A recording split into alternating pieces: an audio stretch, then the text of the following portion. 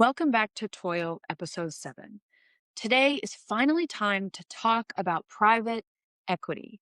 And we have an interview today from a county council member in Pennsylvania who has witnessed private equity harm her community. Before we get to the interview, let's better understand private equity. Like many things, it is a tool that can be used for good or harm. But let's first just define it for any listeners not quite sure what it means. Let's start with what each word means: private and equity. Private just means we're talking about investments into companies that are not public.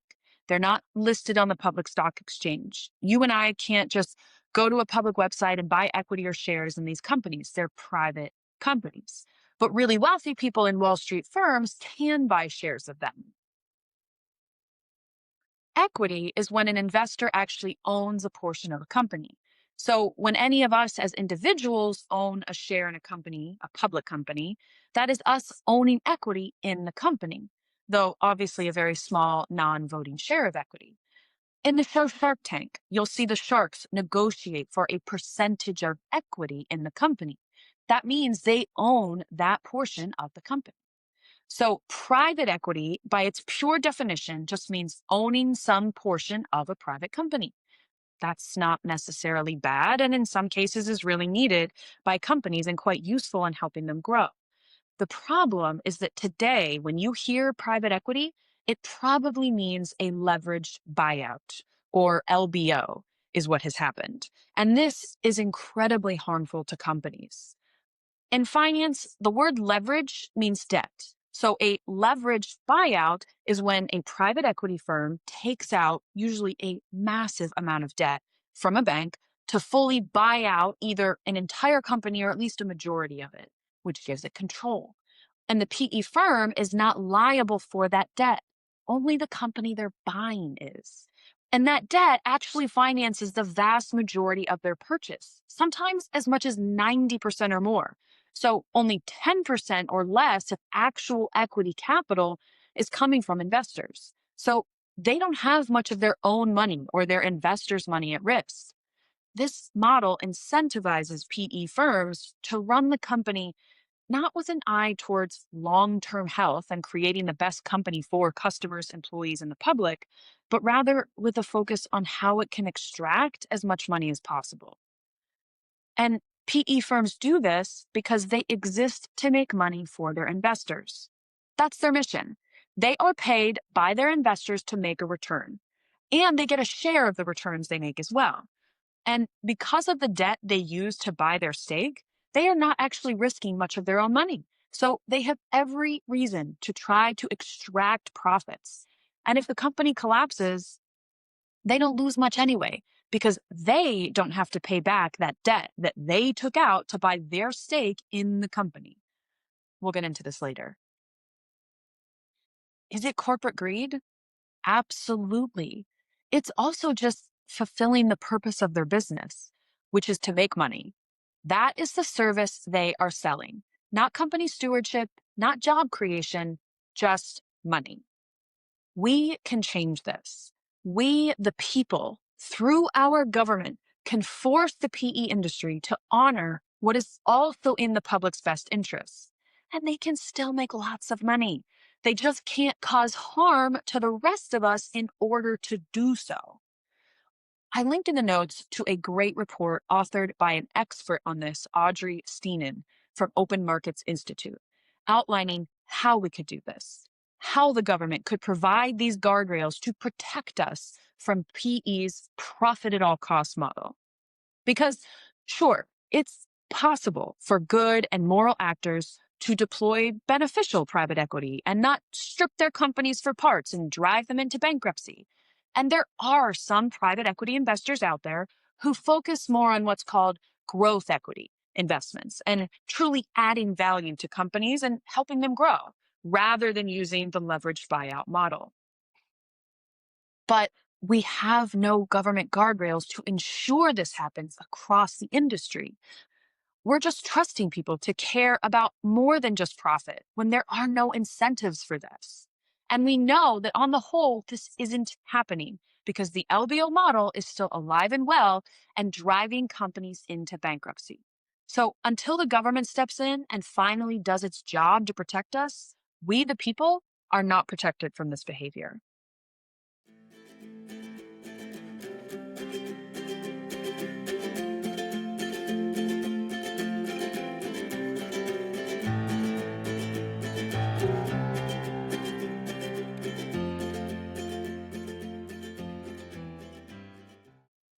So, what is this behavior specifically that I'm referring to? These extractive tactics that PE is increasingly becoming well known for.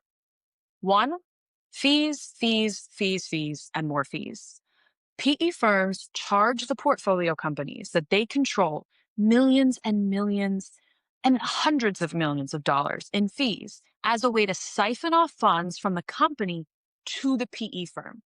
For example, a monitoring fee to monitor a company that they have control over, or a transaction fee for any time the company that, again, they control engages in a transaction, like acquiring another company, which is a whole other can of worms we don't have time for today, or spin off part of the company, or refinance its debt, which are almost always things the PE firm wanted them to do.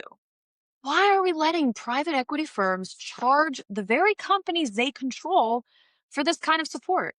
And there are even examples of companies still being charged these fees as they're going bankrupt.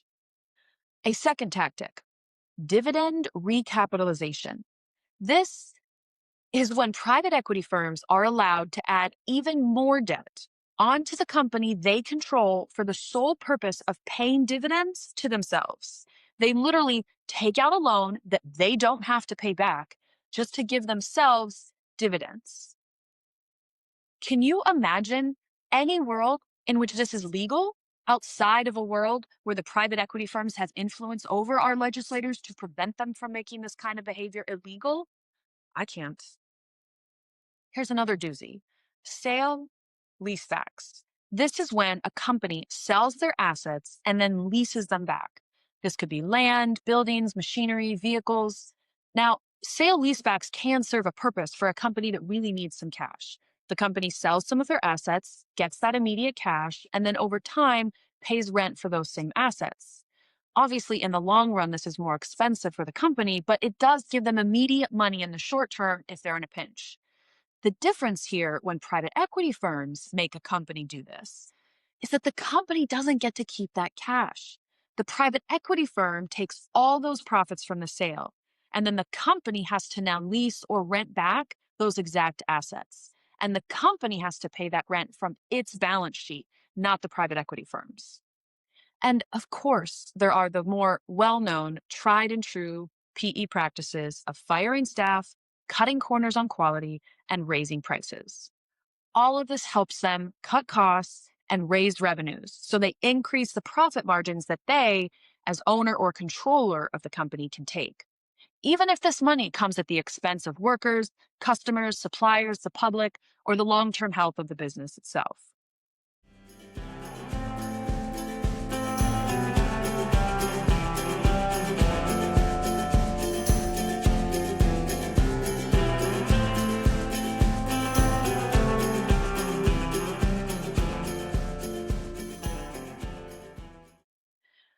So it should be no surprise that all of these extractive tactics drive a company into bankruptcy.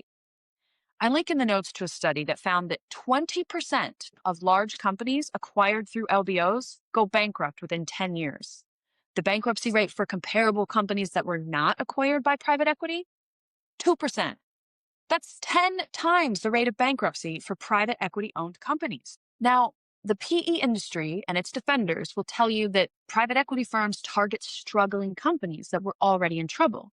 But the research that found this 20% versus 2% result specifically controlled for this. They studied healthy companies that were taken private. It's the debt load and extractive tactics that kill them. And the private equity firms walk away just fine. PE firms have this bankruptcy protection because they claim they're not responsible for the management decisions of the firm. But because they bought a majority stake in the company, that gives them the power to have a majority vote on the board and appoint the kind of leadership they want and impose incentives like bonuses to motivate those leaders to do whatever makes the PE firm the most money, regardless of whether it's good for the company, its customers, suppliers, or the general public, even if those decisions drive a company into bankruptcy, because the PE firm is protected from liability when this happens. The PE firm walks away unscathed from a bankruptcy while the employees of the company suffer, suppliers who relied on that company as a buyer suffer, customers and communities who needed that company suffer. Because sometimes that company that goes bankrupt is a hospital. This leads us to our interview today with a county council member in Pennsylvania who saw this happen in her community.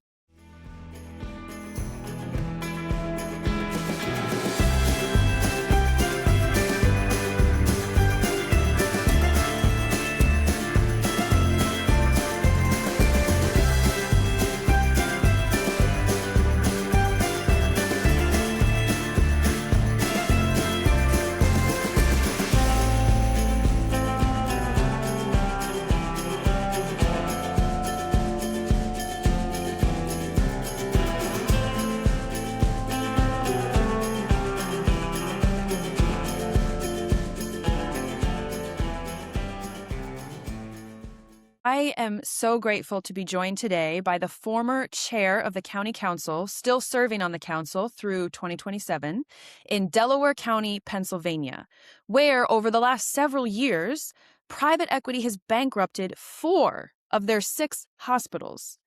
Dr. Monica Taylor has been serving on the county council since 2020, where she served 4 years as county council chair and helped champion the effort to create the county's first health department. Dr. Taylor, thank you so much for joining us today. Thank you so much for having me. Before we jump into private equity, I've been trying to spread the word about how important local politics are. So I'm curious, why were you drawn to county government? And what might you tell listeners about how important work at that local level is? Well, I definitely didn't run for office because of private equity, though it has certainly become a really big part of what I'm focused on now.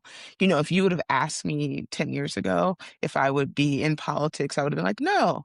You know, I'm a professor. I'm a full-time professor still at Temple University, and I had like my eyes set on, I'm going to be in public and education administration, and then I decided that I wanted to run for school board. I have little ones, and they're all going to be in Upper Darby School District for a while, and I thought education was my space, and I really wanted to make a difference there. I was really focused on helping students who were going out into the workforce, but really didn't have access to family-sustaining wage jobs, and trying to make sure that they knew all the options that were out there for them. So I really started to work with the surrounding counties, work with the city of Philadelphia, building a workforce development program for our students at our high school, and that really opened my eyes to the opportunities that were there. And, working with the building trades, working with the community college, working with the local businesses, the tech companies, and really getting that into the guidance counselors so that they knew what was out there and how students could go. The research from our school was telling us that the students who were going directly into the workforce were really getting, jobs that were, maybe restaurant jobs or jobs at a retail jobs. And so it really wasn't that type of family sustaining wage. And so through this work, I realized the other counties were doing so much more than us in Delaware County. And I was like, okay, well, where are the programs in our county? And I started to look more into it and realized we just really didn't have a robust program. And we were at the time giving back almost $1 million in federal funding that could have been going towards programs.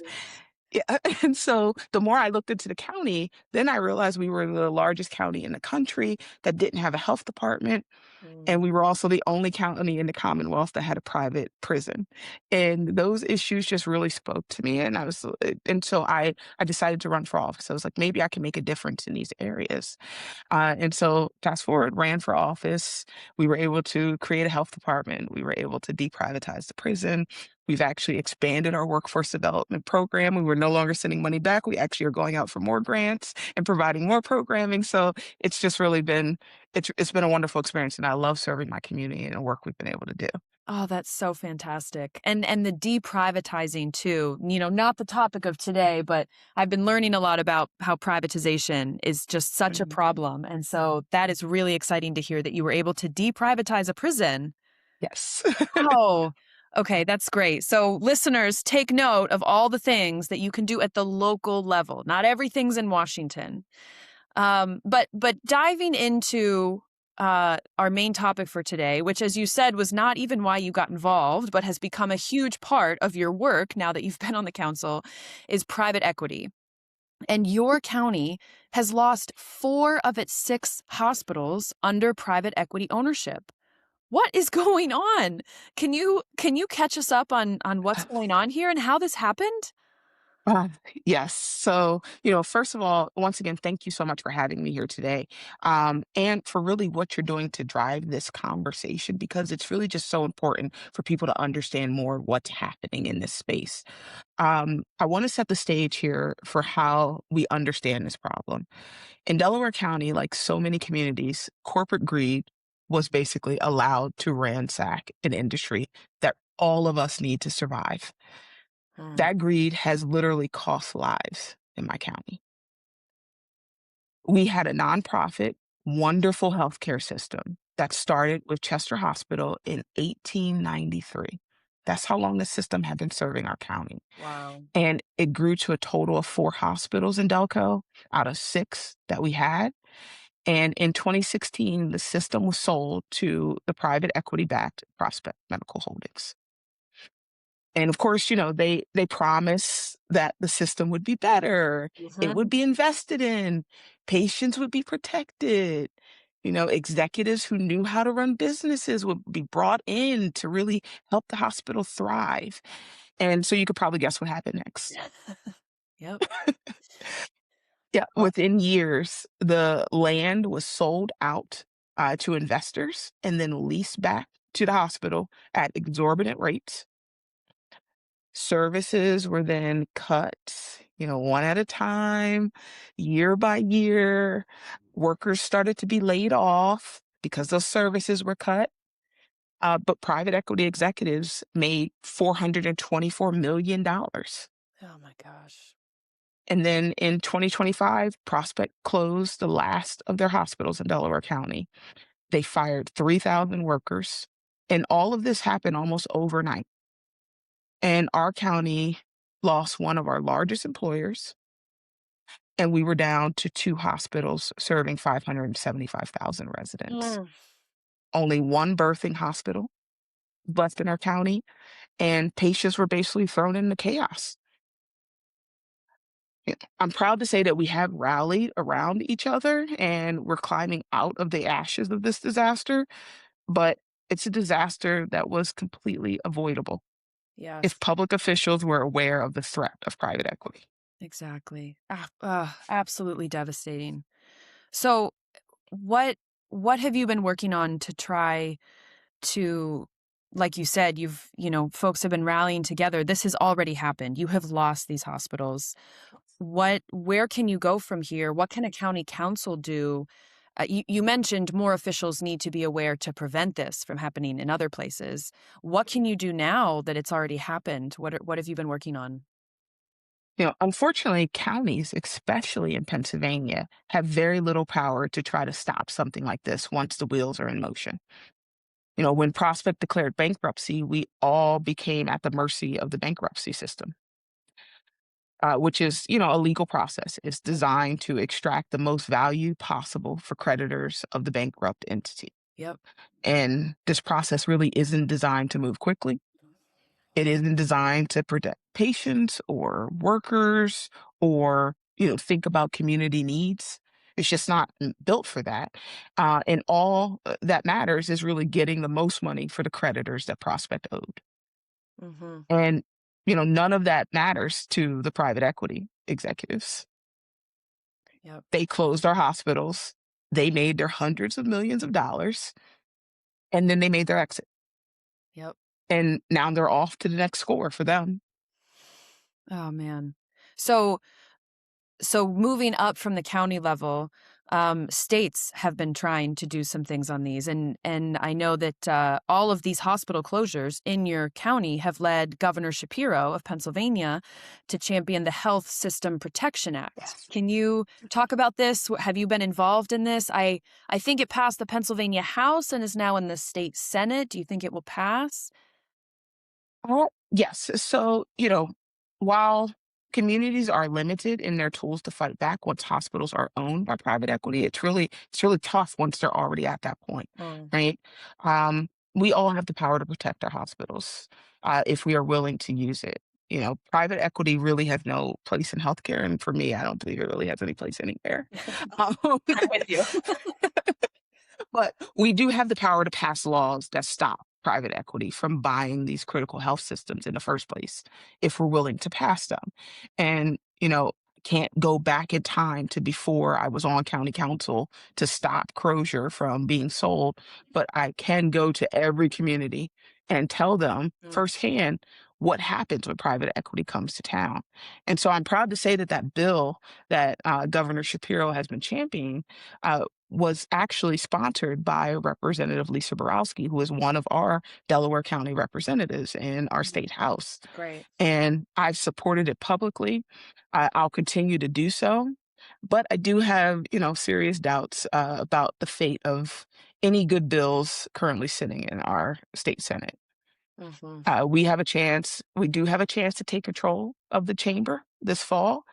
And there are quite literally lives that depend on whether or not we succeed. And if we succeed, I do think that then we have the prospect of being able to pass this bill. Yes, yes. That's so exciting, but I agree.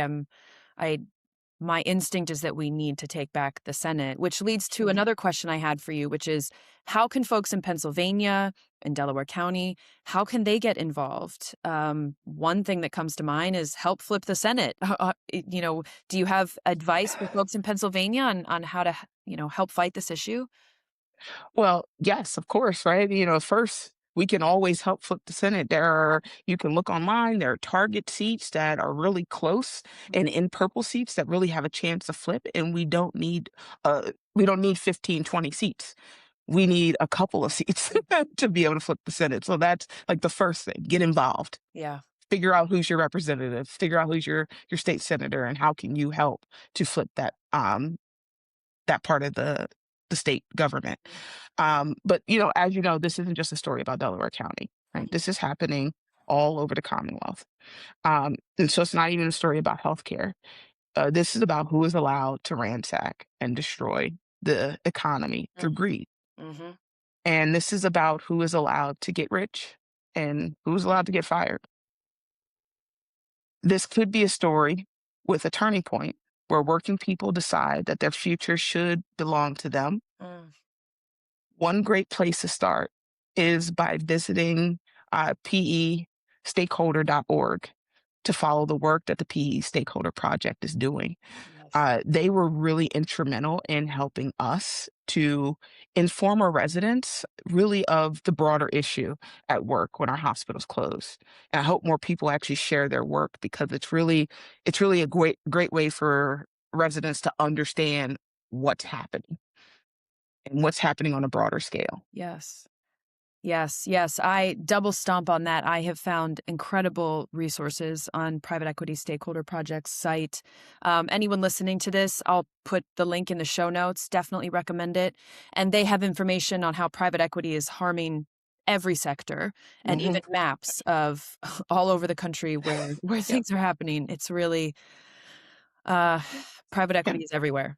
Right. And it's mind blowing just to like understand just how it's everywhere. It's all over the place. It's in so many industries Yeah. and like the devastation that they're causing. Yes. Yes. It's a playbook that is like a private equity playbook. This is what they do in Exactly. every way. Right. Exactly. And I mean, a good example of that is you mentioned the sale leasebacks. I talk about that earlier in the episode, and that is a common practice that private equity Hmm. firms force the portfolio company to sell all its assets. The private equity firm gets those profits, but then the company now has to rent out whatever it is they sold. They just saddle the company with debt Exactly. and they've taken the money and run. Right. Exactly. It's a playbook, just like you said. Right. Uh, well, the It's so shocking that it's allowed, that it's it legal, but really we can is. right. It really is. And I talk about this earlier in the episode, but it's, I think a lot of things you've said speak to this, which is we can change these laws. We can pass things that protect the people, not corporate greed. And so it's so important to get involved. Another question I have specifically on Pennsylvania is, what does Pennsylvania need that it's not currently getting, to protect itself from the threat posed by private equity? Is this bill, the Health Systems Protection Act, enough, or are there other things that PA is missing to really, on a full scale, protect itself from private equity? I think this bill is really a really great first step, right? Because it does put regulations around private equity, regulations around what they can do if they do purchase a hospital, how they have to operate to really try to prevent what happened to us, right? It helps to regulate those leasebacks, right? Those things that we know are kind of the start to a spiral and a downfall of a system. And so that's really the first step is trying to get laws on the books. You can see, especially in our situation, right? Because when Prospect closed our hospitals, they didn't just close the hospitals in Delaware County or bankrupt the hospitals in Delaware County. They actually did them in several states at the same time. Mm. And you can see that those states where they targeted were states that had really loose or no laws around controlling private equity. So they targeted them specifically. Yep. And so we can make laws, we can see that they actually protect folks in areas that have more concrete laws. Mm-hmm. Yes. And so zooming out of Pennsylvania to so many other states, like you said, that are facing this, if we had true representation in Washington, we could really rein in private equity across the country with one bill. But Mhm. we don't have that leadership right now. But I was very encouraged to see that Congresswoman Scanlon of Pennsylvania 5, which encompasses your Delaware County, and Senator Chris Murphy of Connecticut, they introduced the Take Back Our Hospitals Act, which would prohibit private equity firms from owning hospitals and skilled nursing facilities. And if passed in Washington, something like this would apply to all the states. But that's probably not going anywhere under the Republican controlled Congress or under President Trump. And not even all Democrats we have in Congress are, I have found, willing to really step up and protect us from the harms of private equity. So, back to how important states are and local levels. How can folks in all of these other states who want to prevent private equity takeovers in healthcare in all the sectors, how can they can go to the Private Equity Stakeholder Project website, like we talked about, and really learn about what's happening in their state. And the website even has scorecards for every state on how the state is doing. But Yep. beyond getting that information, how can they get involved at the county level or at the state level to actually push their representatives to do something about this? Well, as many folks have said, right, states are really laboratories for democracy. They all kind of operate differently. Mm. And so we don't need just one idea on how to push back and protect ourselves. We need every idea really brought to the table. We need to watch several states pass the versions of the Health System Protection Act, bills on transparency, Mm. and to learn lessons about how to pass and how to enforce these bills so that they're really effective. Uh, there's one final piece that we need to note. While there's so much focus on what bills we can pass, we need to examine much more closely who puts cash into these private equity funds. Mhm. The fund that brought and closed our hospitals was stuffed with cash from pension funds in Texas and California, Illinois, and so on. And most of these come from teachers who have no idea that the money taken from their paychecks ends up getting used to gut hospitals somewhere else. Yep. So we need to form a national coalition of shareholders that demand to end this type of practice. Yes. Yes. I love that. That's a huge piece of the puzzle. Right. Yeah. Right. Yeah. We have to attack private equity in their pockets. That's where it matters most for them. Exactly. Right. Exactly. Yes. My last question on this is around engaging with candidates as they're running for office. I have a stack of like 200, pamphlets of different people that are running for office in my county in Maryland. And I'm curious, having been in county council, being chair, having run a couple times, how much does it matter, for example, going to a candidate debate or a candidate forum and asking them about this and saying, I really care and I want to vote for someone who's going to protect us from private equity, and then holding them accountable if they're elected. Is getting engaged now as people running for office an effective tactic? Yes, it's a very effective tactic. You can go to those debates, you can ask questions, you can go to their town halls, and you can really see where they stand on this issue. And especially if you're an area who has a hospital system or healthcare system that may be struggling, that's where private equity comes into attack, right? And so you need to understand what your elected officials and where their stance is on this, and or your state officials, what type of policies are they willing to support to protect you and your community from private equity. It's so important to understand that, your representatives are going to take the strongest position possible on this issue. Yes. Yes. Thank you. Taylor, thank you so much for how much you've been working on this and doing everything you can to protect your constituents from private equity and spreading the word outside of your county. So grateful for your service, and thanks for joining me on this podcast today. Thank you for having me today. Thank you for getting the word out about this, because I think more people really need to know. You know, People understand private equity, but they really don't, and I don't think they understand exactly how spreading and far reaching it is. Yes, absolutely. Thank you. Agreed. And to anyone listening, thank you for joining. If you want to learn more about private equity, I link to a bunch of resources and books on the topic, including the Private Equity Stakeholder Project that Dr. Taylor mentioned. All of that's in the show notes and on my website, so you can learn more there. See you next time.